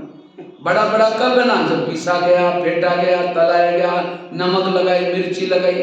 इसी तरह हमें भी बड़ा बनना है। कोई पिसते भी रहेंगे, कोई फेंटते भी रहेंगे, खट्टी मीठी तीखी सारी बातें आएंगी, लेकिन उसको हमें क्या करना है? सहन करना है। और जो सहन करता है उसके जीवन में कितने भी प्रॉब्लम आए वो सफल बन सकता है। इसलिए कोई कुछ भी कहता है इसी बातों को, कई कहते मुझे और कुछ नहीं, जिसका भला किया, जिसको पढ़ाया लिखाया, वही जब मेरा बुरा करता है तब मुझे दिल में थोड़ा सा ये आता है, रोना आता है। संसार का नियम है, जिसका भला करेंगे वही आपका बुरा करेगा। देखो जिस परमात्मा ने हमारे क्या किया, पढ़ाया, ज्ञानी बनाया, तो कभी हम सतयुग में इसको याद किया? इसलिए कभी भी गुस्सा नहीं करना, पॉजिटिव बनना है। इसलिए कोई कुछ भी कहता है ऐसी बातों को झाड़ देना। कितनी बातें बताई? 5। छठी बात है, अगर हमें पॉजिटिव बनना है, सकारात्मक बनना है, पर चिंतन की बातों से बचना है। पर चिंतन से भी तनाव पैदा होता है। जितना दूसरे के बारे में चिंतन करेंगे उतना आपके अंदर नफरत आती है, उतना उस व्यक्ति के लिए घृणा आती है, उतना उस व्यक्ति के प्रति आपकी दूरियां बनती जाती है। इसलिए कभी भी किसी का परचिंतन नहीं करो। तो परचिंतन तो नहीं करते ना, कौन कौन परचिंतन कभी किसी का करता नहीं? हाथ खड़ा करो। और माता ही ज्यादा करते हैं खासतौर। कौन कौन है मुक्त बताओ? इसका मतलब हाथ नहीं उठ रहे मतलब सब करते हैं। तो क्या क्या फायदा है परचिंतन करने से? बताओ क्या फायदा है? हाँ, तो फिर क्यों करते? इसलिए आज से हमें किसी का परचिंतन, क्योंकि माताओं में सहन शक्ति ज्यादा है कम है? ज्यादा। माताएं सहन तो करती है, लेकिन सहन की भी बातें अपने तक नहीं रखेगी, पड़ोसी को जाकर जरूर सुनाएंगी। पति ने कुछ बोला, सास ने कुछ बोला, थप्पड़ तो नहीं मारेगी, चुप तो रहेगी। लेकिन जैसा पति ऑफिस में चला गया, जाकर पड़ोसी के बाद पानी भरने के बहाने जाएंगी या माचिस लेने के बहाने जाएंगी, कहेगी क्या कर रहे जी, खाना खाया? कहेगी क्या खाओ, मेरे पति ने घमासान किया, क्योंकि मेरा कोई कम है क्या? वो अपने पति की सुना रहे, अपने पति, इसको कहेंगे परचिंतन। वो जाते जाते क्या बोलते हैं, मैं कभी कभी उसको धमकाती हूँ, तुम भी कम नहीं करना, न तो सिर पर बैठेगा, अभी से कंट्रोल कर। बस वो बातें सुन के आती हैं, सारा दिन याद रहता है कि अब उसको धमकाना है। शाम को जब आता है पानी मांगता है, कैसे देंगे? ले तेरे बात नहीं, गुस्से से पानी दिया। ये है परचिंतन का ये। इसीलिए कभी भी किसी का परिचिंतन ना करना। परिचिंतन करने वालों को कहेंगे कौवा। सरस्वती किसके ऊपर बैठे हैं? हंस के ऊपर बैठे हैं, कौवे के ऊपर बैठे हैं? हंस के ऊपर बैठती थी। हंस अर्थात अंदर बाहर सोच, कौवा अर्थात अंदर कुछ बाहर कुछ। किसी के दोष देखना, उसके बुद्धि में ज्ञान नहीं बैठ सकता, उसके बुद्धि को ताला लग जाता है, उसका मनन चिंतन नहीं चलेगा, ज्ञान का चिंतन नहीं चलेगा। इसलिए पर चिंतन, अगर कोई सुनाता है, कहीं कहते हम सुनते नहीं, लेकिन कोई सुनाता तो क्या करें, हम कहते हैं अच्छा और क्या हुआ, सिर और आगे करेंगे, तो सुनाने वाला और इंटरेस्ट आता है। इसीलिए कोई निगेटिव बातें सुनाता है उसको हाथ जोड़ा, ऐसी फालतू चीजें हमको मत सुनाए। लेकिन हम क्या करते हैं, उसको और कहेंगे चाय पानी पी के चलो बैठो ना, और उसको और ही जबरदस्ती बिठाएंगे। कोई कचरा लेके आएगा आपके घर में डालने के लिए, आप क्या कहेंगे, आपका बहुत बहुत धन्यवाद, रोज आया करो, और जहां पूजा होती है वहां डालना करो, मजा अच्छा लगता है। तो इसी तरह किसी की निगेटिव बातें लेकर के, कचरे वाली बातें आकर के सुनाता है, उसको हाथ जोड़ो भाई, हमको यहाँ ला करके नहीं डालो। लेकिन हम क्या करते हैं, उसके साथ बनती है, उसके साथ चलेंगे, उसके साथ घूमेंगे। इसलिए पर एक शिष्य था, भगवान के पास जाता है, तो भगवान को कहता है भगवान मुझे जीवन में आगे बढ़ना है, मैं अपनी उन्नति करना चाहता हूँ। भगवान ने कहा ठीक है, मैं इसके लिए तुम्हें वरदान देता हूँ, साथ में 2 थैले देता हूँ। भगवान ने कहा एक थैले को तुम पीठ के पीछे रखना, दूसरे थैले को आगे रखना। और भगवान ने कहा जो पीठ के पीछे थैला है, तुम्हारे आस पास पड़ोस में जो भी लोग हैं, उन सभी के अंदर जो बुराई की चिटकी है, उसके अंदर बुराई है, उसकी चिटकी उस थैले में डाली, लेकिन उस थैले को पीछे रखना, देखना नहीं, उसके बारे में सोचना नहीं। और आगे वाला जो थैला है, तुम्हारे खुद के अंदर जो बुराई है, तुम जिद्दी हो, किसी के नहीं मानते हो, वो बुराई की चिटकी डाली। लेकिन भगवान ने कहा दूसरे की बुराई को कहाँ रखना, पीछे रखना, और खुद की बुराई को आगे। बस इतना करो, तुम्हें सुख शांति सब मिलेगा, जाओ। वो थैले लेके चला गया।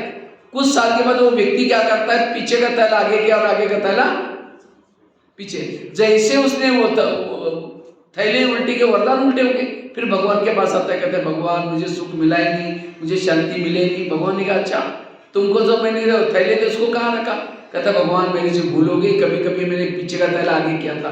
भगवान ने कहा यही तुम्हारे दुखों का कारण है, ये कहानी किसी और की नहीं। हम भी यहाँ आते किसी लिए आते, थोड़ा सुख मिल जाए, शांति मिल जाए। तो बाबा कहता ठीक है बच्चे, तुम्हें सुख मिलेगा, शांति मिलेगा, मैं उसके लिए वरदान देता हूँ, साथ में 2 थैले देता हूँ। दूसरे की बुराई को कहाँ रखो, पीछे, और अपनी बुराई को। लेकिन हम बाहर जाकर के क्या करते हैं, अपनी बुराई को पीछे रखते हैं। मैं ठीक हूँ, उसके कारण ऐसा होता है, उसके कारण ऐसा होता है। इसलिए आज से कभी भी पीछे का थैला आगे नहीं करना। कैसे आगे किया, अगर किसी की बुराई कर रहे, सुन रहे, तो समझो पीछे का थैला आगे हो गया, और फिर हमें सुख शांति नहीं मिलेगी। ये निगेटिव का कारण है। समझो किसी को वोमिटिंग आते हैं, उल्टी आते हैं, वो कहाँ जाता है, उल्टी वाला व्यक्ति कहाँ जाता है, वॉश बेसिन में जाकर उल्टी करता है। जब कोई वॉश बेसिन में उल्टी करता है, हम नाक बंद करके उसको कहते हैं उधर जाओ, वॉश बेसिन में जाओ। इसी तरह ये परचिंतन कोई सुनाता है, कहाँ सुनाता है, कान में। ये कान कोई हमारा वॉश बेसिन तो नहीं है ना, कान का आकार कैसा है, सुंदर सा वॉश बेसिन है, एक नली भी है। अब कोई उल्टी करता तो नाक बंद करके भगाते, और यहाँ कोई उल्टी करने के लिए आता है तो परचिंतन सुनाने के लिए आता है, तो अब बताओ क्या हो, बड़ा नजदीक जाकर वो कान में उल्टी कर रहे हैं और उसको क्या पिला रहे, चाय पानी पिला रहे। इसलिए ऐसी बातें नहीं सुनना, आज से अटेंशन देना, परचिंतन से। और जो परचिंतन करता है ज्ञान से अपने आप चला जाएगा। बाबा तो कभी कभी कहते मेरे अच्छे अच्छे बच्चे थे, ज्ञान योग करते थे, लेकिन आज है ही नहीं, चले गए। क्यों गए, उन्होंने किसी के दोष देखे, इसीलिए चले गए। अगर आप भी यहाँ करके किसी के दोष देखेंगे, किसी के अवगुण देखेंगे, आप भी ज्ञान से चले जाएंगे, ज्यादा समय टिक नहीं सकते। एक सत्संग चलता था, सत्संग में बहुत सारे लोग आते थे। तो एक दिन एक शिष्य गुरुजी को कहता है गुरुजी एक मुझे वरदान चाहिए। तो गुरुजी ने कहा क्या वरदान चाहिए, कहते हैं मेरे बारे में सबके दिल में क्या चलता है जानना चाहता हूँ। तो गुरुजी ने कहा ठीक है, उसके लिए मैं वरदान देता हूँ, साथ में एक छड़ी देता हूँ। छड़ी मतलब मांत्रिक डंडा देता हूँ। जब भी किसी के दिल में तुम्हारे बारे में क्या चलता हो जानना है, छड़ी को दिल में रखो, उस व्यक्ति का नाम लो तो पता चलेगा। तो गुरुजी ने छड़ी दी, वरदान दी, शिष्य चला गया। अचानक शिष्य को याद आया पहले मैं गुरुजी की चेकिंग करता हूँ, गुरुजी के दिल में मेरे बारे में क्या चलता है। तो छड़ी को दिल में रख करके क्या करता है, गुरुजी का नाम लिया, तो थोड़ी सी छड़ी काली होगी। जब छड़ी काली होगी उसको लगता अरे गुरुजी के अंदर मेरे बारे में कालापन है, तो आश्रम में आने से फायदा क्या है। आश्रम में आना बंद हो गया, 1 दिन हो गया, 2 दिन हो गया, महीना हुआ, 2 महीना हुआ, साल हुआ, तो गुरुजी को लगता है सबसे पहले बैठने वाला शिष्य, इतनी अच्छी सेवा करने वाला, उसको हुआ क्या। तो गुरुजी खुद उसके घर में जाता है, कहता है क्या जी आजकल आप आश्रम में नहीं आते। कहता है नहीं जी गुरुजी, आजकल मेरे घर में मेहमान आते हैं, आजकल तो गेहूं निकालने का समय चल रहा है और थोड़ा सा मेरे बच्चों की भी परीक्षा है, मेरी तबीयत भी ऊपर नीचे है। गुरुजी ने कहा 6 साल से आश्रम में आ रहे थे, आंधी आए, तूफान आए, कुछ भी हो जाए, नहीं नहीं जरूर कुछ बात है। कहा कि गुरुजी आपके अंदर मेरे बारे में कालापन है। वो छड़ी दिया ना, उसे देख लिया। गुरुजी ने कहा अच्छा ये बात है क्या। लेकिन गुरुजी ने कहा तुमने देखा कि तुम्हारे अंदर औरों के बारे में कितना कालापन है। कहा कि नहीं देखा। देखो शिष्य ने छड़ी को दिल में रखा, अपना नाम लिया, पूरी छड़ी काली हो। गुरु की कितनी काली थी, थोड़ी सी काली थी, लेकिन खुद की उसकी पूरी छड़ी काली और थोड़ी सी सफेद बन रही थी। अपनी काली देकर के उसको शर्म आई, सिर झुकाया। गुरुजी ने कहा कोई बात नहीं, मैं भी जब आश्रम में आया था मेरी भी छड़ी पूरी काली थी, लेकिन मैंने तपस्या करते करते करते इतनी बची है, वो तो मैं कर ही रहा हूं। अगर तुम मेरे को देख करके आश्रम में नहीं आओगे, जो तुम्हारी सफेद बन रही वो भी काली हो जाएगी। तब वो शिष्य कहता है गुरुजी आज आपने मेरी आंखें खोल दी, मैं कितना बुरा काम करने जा रहा था। कहा कि कोई बात नहीं, आज से कभी भी बड़ों की कमजोरी मत देखना, ये कहानी किसी और की नहीं, हमारी अपनी कहानी है। हम भी यहाँ आते आते क्या होते, जो काली आत्मा थी, पतित आत्मा थी, पावन बनना शुरू हो जाते, लेकिन जैसे बहनों के नजदीक आएंगे, सेवाओं के नजदीक आएंगे, फिर कहेंगे यहाँ जो पैसे देते ना उसको ज्यादा आगे करते, वो फलानी बहन जी ऐसे, वो सेंटर पर ऐसा चलता है, वो ऐसे करते। अगर दोष देखेंगे भावना बिगड़ जाएगी, और भावना और योग इसका बहुत गहरा कनेक्शन है। जितनी अपनी सेंटर के लिए भावना ऊंची, मधुबन के लिए भावना ऊंची, भाई बहनों के प्रति भावना ऊंची, उतना योग ऊंचा। इसलिए कभी भी किसी के दोष ना देखना। दोष देखने वालों के, आज कई भाई बहन कहते पता नहीं मुझे मुरली याद ही नहीं रहती है। क्यों याद नहीं रहती? इसका मतलब हम किसी के दोष देखते हैं, किसी के अवगुण देखते हैं। अवगुण देखने वाले के दिमाग में ज्ञान बैठेगा ही नहीं। इसलिए हंस बनो, कौवा नहीं बनना।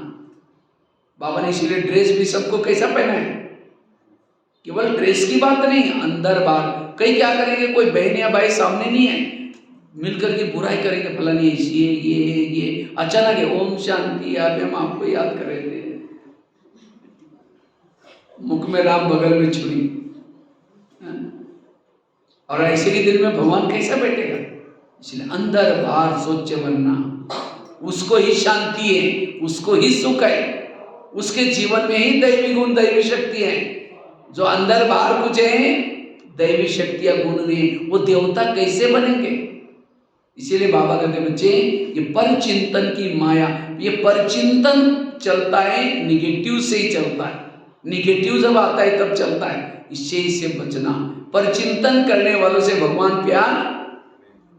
अब किसी के घर में जाओ, उनके बच्चे बैठे, बाप भी बैठा है, बच्चों को कहेंगे ये तो बता नालायक है, पता नहीं कैसा है, बेकार है, ये बच्चे की बुराई कर रहे, बाप सुन रहे हैं, और फिर बाप को कहेंगे आप बड़े अच्छे हैं, बहुत अच्छे।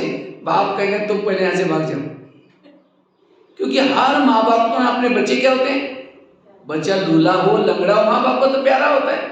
इसी तरह सारे संसार के जितने लोग हैं, किसके बच्चे? बाबा के बच्चे। और सारा दिन कहेंगे वो बहन ऐसी, वो भाई ऐसे है, वो ऐसा है, और शाम को योग में बैठेंगे, मीठे बाबा, प्यारे बाबा, शांति के सागर, दया के सागर। बाबा कहेंगे मैं भूल गया, मुझे याद दिला रहे, पहले तुम यहाँ से भाग जाओ। जिसको मैं मीठे बच्चे बोलता हूँ, तुम कहता है इसको कोई अक्ल ही नहीं। भगवान से प्यार करने से पूर्व भगवान ही रची हुई दुनिया का हर इंसान मुझे प्रिय चाहिए। इसलिए पर चिंतन से बचना। तो सभी आगे हाथ करके प्रतिज्ञा करेंगे, सब हाथ आगे करेंगे। प्यारे बाबा, ये संगम युग चल रहा है, संगम युग का अनमोल समय चल रहा है। इसलिए आज से हम कभी भी किसी के दोष नहीं देखेंगे, किसी का भी परचिंतन नहीं करेंगे, परचिंतन करके वायुमंडल खराब नहीं करेंगे, परचिंतन से मुक्त रहेंगे। ये परचिंतन रूपी राक्षसों को सदा के लिए खत्म करेंगे। ओम शांति। ठीक है, अब इसके हाथ की लाज रखना। क्यों? 84 जन्म की सीढ़ी देखा है ना आप लोग चित्र, वो सीढ़ी उतरने के लिए कितना समय लगा? 5000 साल। और उसी सीढ़ी को ऊपर चढ़ना है कितना समय है? एक जन्म है। थोड़ा योग, और योग जन्म तो सबको मिला नहीं ना। किसी को 10 साल से ज्ञान में चल रहे, कोई 20 साल से ज्ञान में चल रहे। थोड़ा योग लगाया, थोड़ी सीढ़ी ऊपर चढ़ गए, थोड़ा सेवा की सीढ़ी ऊपर चढ़ गए, बैठ करके परचिंतन किया, जितनी सीढ़ी चढ़ी थी उतना नीचे। अब यही करते रहेंगे, चढ़ते रहेंगे, उतरते रहेंगे। इसलिए अब मुझे इसलिए यहाँ का एक स्लोगन है, परचिंतन पतन की जड़, सो चिंतन उन्नति की सीढ़ी। इसलिए आज समय इससे हमारी स्थिति बिगड़ जाती है, परचिंतन करने से। और जो परचिंतन की बातें सुनाता है उसके संग से भी बचना है। बाबा कहते हैं बच्चे, संग दोष। संग दोष मतलब कोई अज्ञानी लोग नहीं। अगर कोई ज्ञान में चलता है, कोई बहनों की, कोई सेंटरों की, कोई बुरी बातें सुनाता है, ये भी क्या है? कुसंग। इससे बचना। तो कितनी बातें हो गई? 6। और लास्ट की एक बात सुना करके पूरा करेंगे, 7वीं बात। पहली बात कौन सी सुनाई? मैं बार बार रिपीट कर रहा हूं। पहली बात कौन सी बताई? कर्मों की हुई गति। उसको तो आज मैंने ज्यादा ये नहीं किया, लेकिन लास्ट में और एक एग्जांपल। कई बार कहीं को क्या लगता है, कई लोगों को लगता है मैं इसके रास्ते में कभी गया नहीं, मैंने इसका बुरा कुछ किया नहीं, फिर भी ये व्यक्ति मेरे साथ ऐसा क्यों करता है? टाली कभी एक हाथ से। एक बहुत बड़ी संसार की सीक्रेट आपको सुनाता हूं। अगर कोई व्यक्ति आपको तंग कर रहा है, परेशान कर रहा है, इसका मतलब आपने भी कभी किया है। इस जन्म में नहीं किया, कोई ना कोई जन्म में जरूर किया है। आपके घर के जितने भी लोग हैं, कोई आपको देने के लिए, कोई आपसे। एक आगरा में एक पति पत्नी रहते थे, बड़े ध्यान से सुनना। पति पत्नी रहते थे, बहुत गरीब थे, झोपड़पट्टी में रहते थे। उनके पास एक मेहमान आया। वैसा वो मेहमान आया था दिल्ली में खरीदारी करने के हिसाब से, लेकिन जब वो दिल्ली में आया था दुकान बंद थे। अब उसको लगता है बैठे बैठे मैं क्या करूं, मैंने कभी आगरा गया नहीं, देखा नहीं, चलो मैं आगरा घूम के आता हूँ। तो व्यापारी आगरा देखने के लिए गया।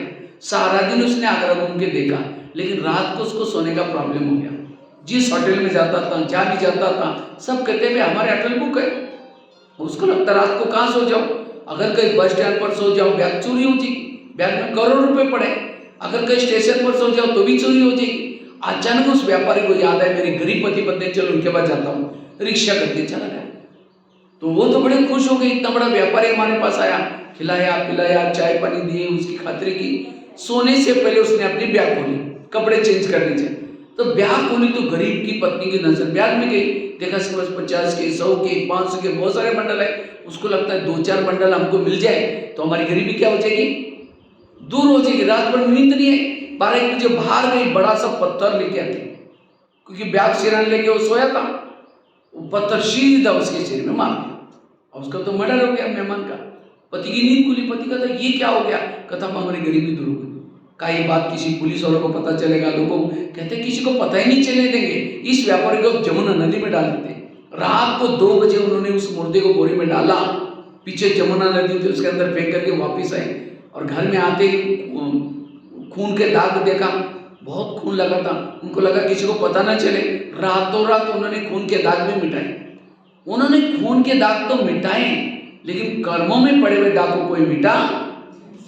इसीलिए भजन है ना, कर्म का लेका मिटे न रे भाई, लाख करे कोई चतुर। उन्होंने उसी पैसे से एक प्लॉट लिया, मकान बनाया, दुकान खोला, गहने बनाए, गाड़ी खरीदी, उनकी गरीबी दूर हो गई। लेकिन उनको कोई बच्चे नहीं थे, दोनों ही पति पत्नी थे। कुछ साल के बाद एक बच्चा हो गया, और एक ही बच्चा था। खिलाया पिलाया, कलेक्टर बनना जितना पढ़ाया, लेकिन अचानक उस बच्चे को टाइफाइड हो गया।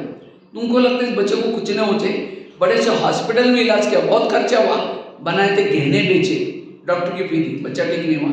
गाड़ी बेची, बच्चे का इलाज किया, बच्चा ठीक नहीं हुआ। दुकान चालू किया तो उसको भी बंद किया। उनको लगता है बच्चा ठीक हो जाएगा, सारा दोबारा लेंगे। लास्ट में मकान भी बेचा।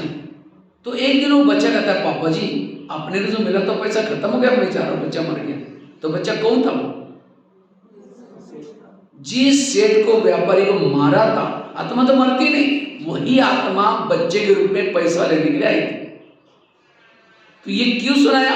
आज किसी को पति तंग कर रहा है, किसी को सास तंग कर रहा है, किसी को बेटा, माँ बाप ने हटेल नहीं देखा, पैसा पैसा इकट्ठा किया, और कोई ऐसा बच्चा पैदा हुआ गलत संगत में जा रहा है, नशा कर रहा है, माँ बाप को टेंशन आ रहा है, वो बच्चा कौन है? पिछले जन्मों का हिसाब। और इसीलिए आज लोगों को तनाव, टेंशन क्यों है? क्योंकि कर्मों का ज्ञान, इसलिए कर्म गति को समझना। दूसरी बात कौन सी सुनाई? ड्रामा को पक्का करना, वाह ड्रामा वाह, वाह वाह वाह। और तीसरी बात कौन सी सुनाई? जो हुआ अच्छा हुआ, जो हो रहा अच्छा, जो होगा वो भी मंत्र वाली बात सुनाई। तीसरी कौन सी सुनाई? पहले तो कर्मों की बुरी गति, दूसरी ड्रामा कल्याण करे, तीसरी जो हुआ अच्छा हुआ, चौथी कौन सी सुनाई? रोज अपने खिड़की को साफ करना, अर्थात रोज अमृतवेला का योग करना, क्लास के पहले योग करना, और तीसरा रोज की ईश्वरी महावाक्य सुनना। और पांचवी कौन सी सुनाई? कोई कुछ भी कहता है, इसी बातों को झाड़ देना। गधे वाला एग्जाम्पल, अगर आज के क्लासेस के एग्जाम्पल भी याद रखो, कोई ये क्लासेस बोलेंगे नहीं, इसमें से कोई भी बात, जब निगेटिव बातें आती है, कोई भी बात को आप याद करके ये कर सकते हैं। और छठी कौन सी सुनाई?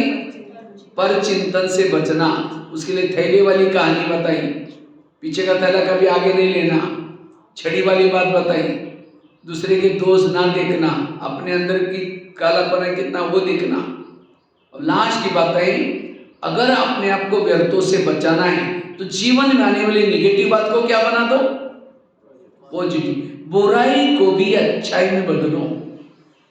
समझो यहाँ आए हैं, अब थोड़ा घर में देरी से जाएंगे, जाते लोग बोले हाँ ओम शांति में जाते हैं, सवेरे जाते हैं, शाम को जाते हैं, वहीं जाकर के वहीं खा के आओ।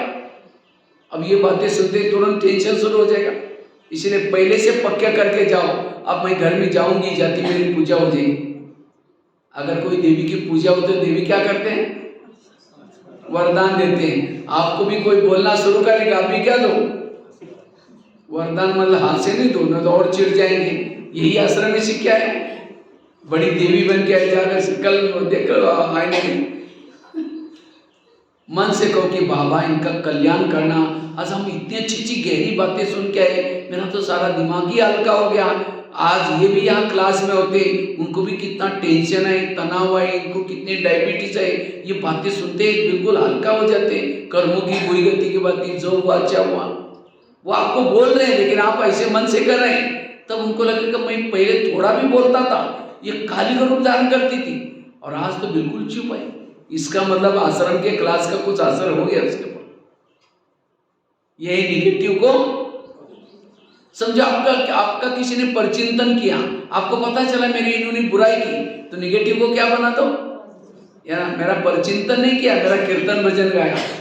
कीर्तन भजन में क्या होते हैं? दो चार जन इकट्ठे होते हैं, एक जन गाता है, दूसरा क्या करता है? ढोल बजाता है, तीसरा क्या करता है? झांझ बजाता है, दो चार जन सुनते हैं, उसको क्या बोलते हैं? कीर्तन भजन। तो परचिंतन में भी क्या होता है? दो चार जन इकट्ठे होते हैं, ये कहेंगे वो है ऐसी, दूसरे का हाँ मेरे साथ भी ऐसा क्या। अब जिन्होंने आपका परचिंतन किया, वो जब आप दोपहर में आपके मूर्ति के सामने आकर के क्या कहेंगे? हे देवी तुम बड़ी महान हो। जिसने कहा था कि वही ऐसी, वो क्या बोलेगी? ये देवी तुम महान। जिसने हाँ में हाँ मिला तो ढोलक बजाएगा, जिन्होंने परचिंतन सुना था वो कीर्तन सुनेगा। निगेटिव को किसी ने गाली भी दी, क्या समझो? गाली नहीं दी, मेरे पर गुलाब का फूल डाल दिया। निगेटिव को क्या बना दो? एक महाराष्ट्र में एक संत थे जिनका नाम था तुकाराम महाराज। वो बहुत भक्ति करते थे विठ्ठल की। लोगों ने उसको मना किया भक्ति करने के लिए, तभी छोड़ा नहीं। तो एक दिन सभी लोगों ने पकड़ करके उस संत के गले में सब्जी की माला पहना दी। बैंगन, टमाटर, आलू, मटर, मिर्ची, मुंह काला किया, उसके बाल उतार करके हल्दी का लेप लगा दिया, उसको एक गधे पर बिठाया, गली गली में घुमाया, इतना नहीं घर के सामने लाया, पत्नी को बुलाया। जब उसकी पत्नी देखती मेरे पति का साथ ऐसा किया, सबको गाली देती है। जब गाली देते तुकाराम महाराज सब्जी की माला दिखा करके कहते हैं इनको गाली क्यों दे रहे, ये लोगों ने अपने लिए 8 दिन के लिए सब्जी ला कर दी है, निगेटिव को क्या बना दिया, और कहा इनको गाली मत देना। जब मेरी शादी हुई थी समय बाराती नहीं निकली थी, ये लोगों ने पूरी गांव में मेरी क्या निकाली, बारात। और कहा इनको गाली मत देना, मेरे सिर में फोड़े हो गए थे, ये लोगों ने बाल उतर करके हल्दी लगाई, हल्दी तो एंटीबायोटिक का काम करता है, ठीक हो जाएगा। और कहा इनको गाली मत देना, जब मुझे घुमाने के लिए लेके गए थे धूप बहुत तेज थी, और तेज धूप में पाँव में ये लोगों ने कुछ नहीं पहना था, सबके पाँव में छाले फोड़े आएंगे, मुझे कुछ नहीं हुआ, मैं आराम से मरगदे पर बैठा था। निगेटिव को क्या बना दिया, पॉजिटिव। और कहा इनको गाली मत देना। तो परिस्थिति को पॉजिटिव बनाना ये बड़ी कला है। बुराई को क्या बना दो, अच्छाई। और जो बुराई को अच्छाई में बदलता है उसके पास एक शक्ति आती है, और उस शक्ति का नाम है सहन शक्ति। और जिन्होंने सहन कर, ये टोटल क्लास का सार है, जीवन में सहन करना सीख लो। आज आपके जीवन में अगर प्रॉब्लम है, दुख है, परिस्थिति है, आपके पास सहन शक्ति नहीं। और क्यों सहन शक्ति नहीं, क्योंकि आपके चिंतन निगेटिव है, आपका चिंतन पॉजिटिव है, आपके पास सहन शक्ति आएगी। और माताओं में उसी सहन शक्ति कम होती है, लेकिन अब हमें सहन करना है। जो सहन करता है अनेक रोने वालों के आंखों के आंसू पोंछेगा। अगर खुद ही रोएगा, क्या करूं, मेरे जीवन में प्रॉब्लम है, मेरे बच्चे ऐसे, मेरा, इसका मतलब जो खुद रो रहा है रोने वालों के आंखों के आंसू कैसे पोंछेगा, वो भविष्य में इष्ट बनकर के दूसरों को संतुष्ट कैसे करेगा। इसलिए अब हमें पॉजिटिव बनना जरूरी है। समर्थ और सबका आधार है पॉजिटिव सोचना, सकारात्मक सोचना। और केवल मैंने सुना ही नहीं, लेकिन मैंने खुद भी किया है। लास्ट में मेरा कुछ अनुभव सुना करके पूरा, ये 7 बातों को क्या रखेंगे, अपने साथ में रखेंगे। 7 बातें सुनाई, ठीक है। कल की 1 बात सुनाई थी, और आज इसके साथ में 6 बातें, टोटल कितनी हो गई, 7 बातों को साथ में रखेंगे, आपकी सारी समस्या खत्म हो जाएगी। और जिन्होंने पॉजिटिव सोचना शुरू किया उसका योग भी लगेगा। आज योग नहीं लगता, उसका कारण क्या है, सारा दिन का निगेटिव चिंतन। जिसका चिंतन निगेटिव चलता है उसकी बुद्धि के ऊपर एक प्रकार की धूल आती है, और धूल वाले बुद्धि में ना परमधाम दिखता है ना परमात्मा दिखता है। और जिसका चिंतन निगेटिव है उसका मन भारी होता है। एक लोहे का मन ऊपर फेंको, जाएगा ऊपर। कई कहते मेरा योग में मन ही नहीं लगता। मन क्यों नहीं लगता, क्योंकि मन भारी है। और क्यों भारी है, निगेटिव सोचा है। इसीलिए आज से हमें सदा क्या, कैसे सोचना है, पॉजिटिव। और उसके लिए 7 बातें लास्ट में एक बार रिपीट करता हूं। पहली बात कौन सी सुनाई, कर्मों की घुई गति को समझना। कल भी मैंने काफी सारे एग्जाम्पल दिया था। कल कौन सी एग्जाम्पल दिया था, वो राजा वाले बच्चे की बात सुनाई थी, और कौन सी दिल्ली वाली घटना सुनाई थी, धृतराष्ट्र की बात सुनाई थी, भीष्म पितामह की सुनाई थी, काफी सारी बातें सुनाई थी। और आज भी एक सुनाई, और साथ में दूसरी कौन सी सुनाई, ड्रामा को पक्का करना, वाह ड्रामा हुआ, वाह बाबा वाह। और तीसरी कौन सी सुनाई, जो हुआ अच्छा हुआ, मंत्र वाली घटना सुनाई। और चौथी कौन सी सुनाई, रोज खिड़की को, तो आज से रोज सबको खिड़की साफ करने के लिए क्या करना है। और अभी तो मौसम बहुत अच्छा है, नहीं तो कई क्या करते हैं, थोड़ा सा सर्दी है ना बहुत, थोड़ा सा गर्मी हो जाएगी तब आएंगे। जब गर्मी हो जाएगी फिर क्या बोलेंगे, थोड़ा सा गर्मी है ना, थोड़ा मौसम ठंडा हो जाएगा, बरसात आएगी, रोज सेंटर पर आएंगे। अब बरसात आएगी तो फिर क्या करेंगे, बरसात बहुत है ना, थोड़ा ठंडा, बाद में थोड़ा खुल जाएगा तब आएंगे। अब सर्दी गर्मी तो आती रहेंगी, कल करेंगे। एक दिन काल उठा करके, हम बचपन में एक कहानी सुना करते थे। एक जगह पर कबूतर फंसे थे जाली में, तो कोई आकर के क्या करता है, कबूतर को जाली डालकर। अब कबूतर ने सोचा आप क्या करेंगे, तो किसी ने सोचा हम जाली को काटते रहेंगे, अब एक जाली के गांठ काटो, दूसरी तीसरी चौथी, कितनी सारी काटे, तब तक शिकारी आ जाएगा। तो एक कबूतर कहता नहीं, हम लोग क्या करते, सब मिल करके जाली को लेकर के उड़ते हैं, और उड़ करके तो एक कबूतर कहता है मेरा दोस्त है, वो सुआ दोस्त था, उसके पास जाते हैं, वो काट देगा, हमको बाहर निकाल देगा। उन्होंने ऐसा ही किया, जाली को लेकर के उड़े। इसी तरह माया ने भी हमारे ऊपर समस्या की जाली डाली है। अब एक समस्या की गांठ काटो, दूसरी आएगी, तीसरी काटो, तब तक समय रूपी शिकारी हमको पकड़ लेगा, समय समाप्त होगा, हम कुछ नहीं कर सकेंगे। इसलिए समस्याएं तो उड़ो, समस्याएं सेंटर पर आओ, समस्याएं मुरली सुनो, समस्याएं अमृत वेला करो, शिव बाबा आपको समस्या रूपी जाली से खुला कर देगा। इसलिए समस्या, इसलिए घर में बैठो नहीं, समस्या का समाधान मुरली में मिलेगा, घर में बैठने से नहीं मिलने वाला। इसलिए हमें क्या करना है, रोज अपने खिड़की को साफ करना है। और आगे की बात कौन सी सुनाएंगे, छठी पांचवी, पर चिंतन से बचना, और साथ में लास्ट की बात कौन सी बताए, निगेटिव को क्या बना दो, पॉजिटिव। अगर ये 7 बातें आप करेंगे, आपकी स्थिति बहुत शक्तिशाली बन जाएगी। ये 7 बातों की कमी, यही आज हमारे पुरुषार्थ में कभी कभी विघ्न आने की संभावना है। इसका हमें पावरफुल बनाना है, और इस 7 बातों को करेंगे तब आपको कोई तनाव नहीं आएगा, टेंशन नहीं आएगा, और इससे आपकी आत्मिक स्थिति बन जाएगी, आप योग युक्त बन सकेंगे। और मैंने केवल सुना ही नहीं, लेकिन मैंने खुद भी किया, लास्ट में अनुभव सुना करके फिर बाद में लास्ट में योग करके पूरा करेंगे, ठीक है। तो अनुभव सुनाता हूं मैं आपको।